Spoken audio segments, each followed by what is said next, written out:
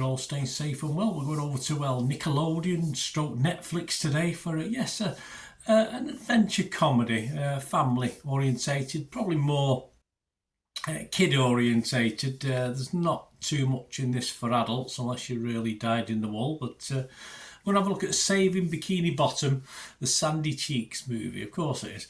Yes, of course, based on the animated series SpongeBob SquarePants, created by Stephen Hillenburg.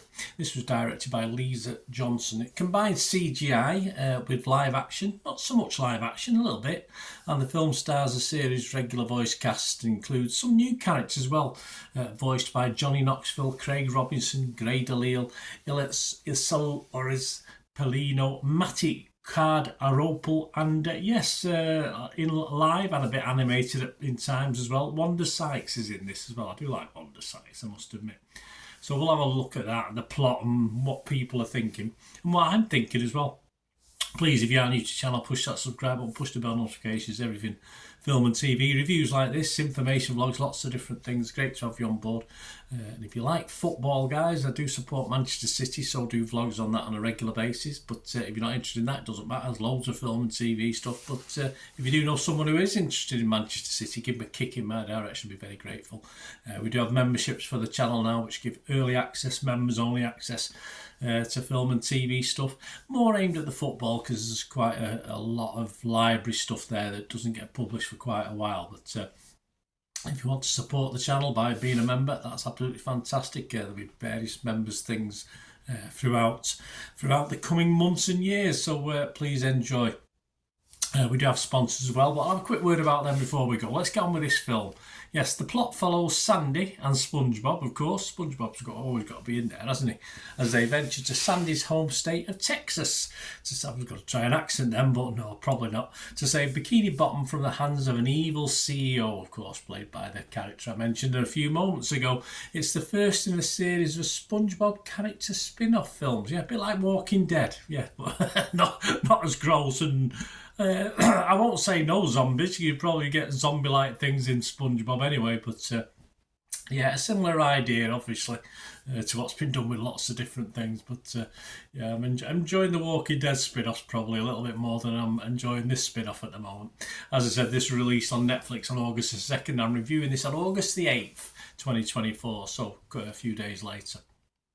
My thoughts, well, SpongeBob films do vary for me. I did a TV series, I'll certainly like odd elements of it. I think it all depends on the characters, which some characters I like. Of course I like SpongeBob, but there's other characters as well that make me smile.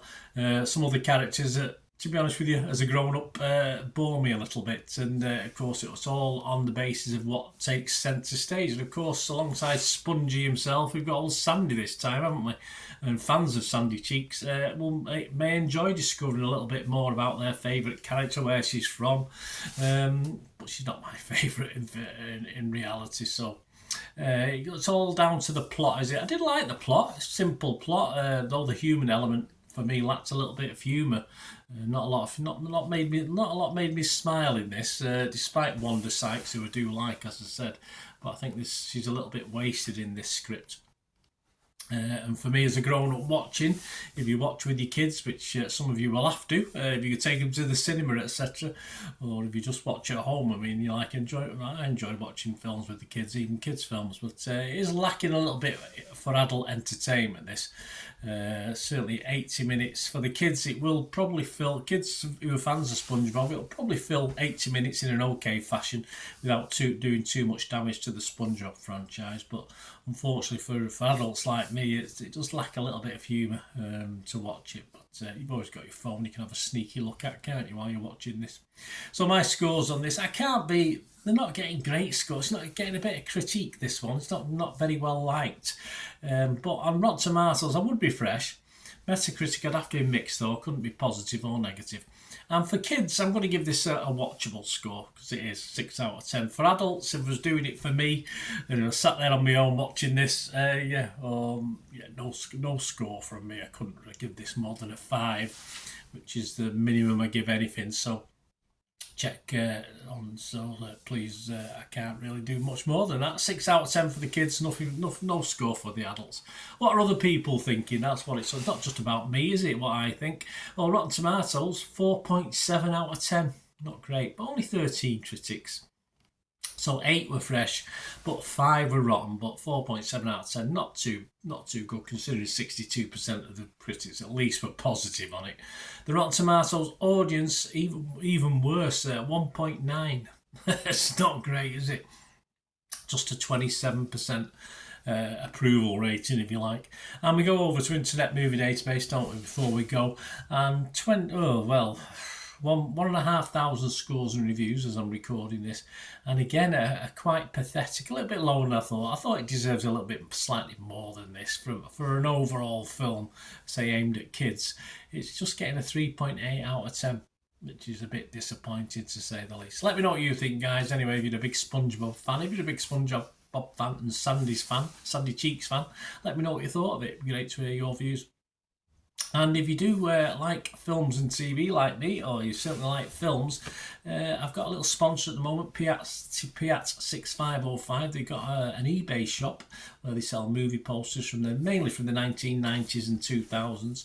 They do DVDs as well. They're currently still listing stuff. There's lots more to go on. So if there's anything from that era you're interested in, you can't see, if you go onto the site, just copy and paste the link in the description below, and that'll take you straight to their shop, Piat6505. So if there's anything you don't see, just ask and they can let you know if they've got it or not.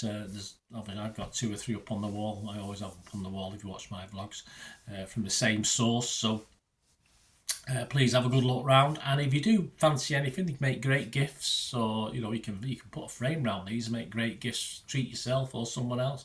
But if you do fancy anything, you do place an order, just mention me or through any of my socials, or through YouTube. Or just say Bernard blah blah from such and such a place, and you will get an immediate 10% refund, and they will dispatch within 24 to 48 hours in postal tubes for the posters as well, so you don't get them all creased up or anything. So just mention me and you'll get a 10% off straight away, or 10% refund straight away. There you go, my thanks to Piat6505. Give them your support. Let me know what you thought of this film, or anything to do with film and TV. It'd be great to hear from you. To meet again, I'll never ask one thing, don't I? Please stay safe, everyone. Bye for now.